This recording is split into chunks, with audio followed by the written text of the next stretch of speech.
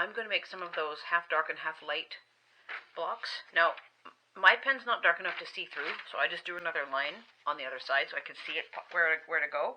And I have taken a dark and a light and have put them right sides together. Line them up as best you can. Sometimes you don't always have a great straight edge and you just have to go with it however you have it. So once that's done, take your paper where you can see it. Take your lined up edge, which in my case is this one here, and go 1/4 inch across that line. Make sure you have enough fabric hanging over on that side and hanging over on this side. I'm just going to lift it up to the light so I can see better if I'm on the right line or not. A little past 1/4 inch. So backing off a little bit, right about there. Let's check it. You can do it on a light box too if you want, but I usually do it up to my light in the bedroom. There we go. Perfect. Okay. Pin in there so it don't move around. Just a sec. Sorry, I'm not changing the camera while I pin it. Kind of a pain in the bum. Okay, so now I have this pen line to sew on.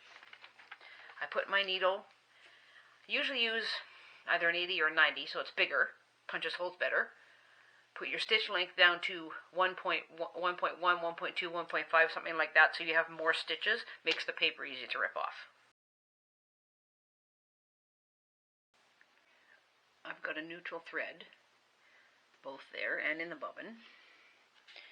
I am set up with a 90 needle and an open foot so I can see, and I'm sewing right on that line.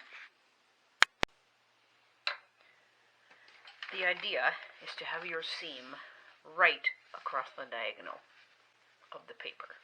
That makes it true half and half. Don't worry about the flappy bit. It doesn't matter, but if it bugs you, trim it off. This might be too small to use, so I'm just going to put it in my little extra bits for non-needle snagging and to get rid of that string. So now, next, take another light. Okay, let's turn that around better. Line it up against your light and sew down 1/4 inch. Press it open with a dry iron each time. As you add strings, vary up the widths a bit. So this one's a little thicker. It makes the finished block look better. As long as you have room so that it hangs off the end of the paper on one side and the end of the paper on the other side, you're good to go. As you get down to covering the corner, it's a good idea to do something wider. Just line it up. I'm going to cut off the extra because this is way too big. And just put it back in the pile for another use. There. Plenty of fabric after the corner. If you're a little close or even short by a tiny bit, that's okay. Remember, we're going to trim these down. So conversely, don't use anything too skinny right at the end, or you're probably going to end up cutting it off. After you've got the block sewn, it kind of is a big crazy mess like this. So trim it off and just use your paper as your template to trim. You're just getting basically down to size because it is going to be size smaller anyway and squared up. But at the beginning you just want to get it without all this flappy nonsense. So it's easy enough to do. Line up ruler of choice. Actually, that one's probably too big. Oops. Sorry about the clacking noise.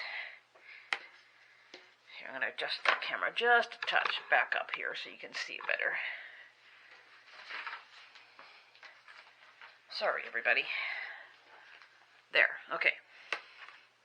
Line up on the edge. Edge of ruler exactly along edge of paper. And trim. Simple, right? Usually, after this point, of getting it all off, then I take off the paper. I just like to do it that way. You can leave it longer if you want, up to you.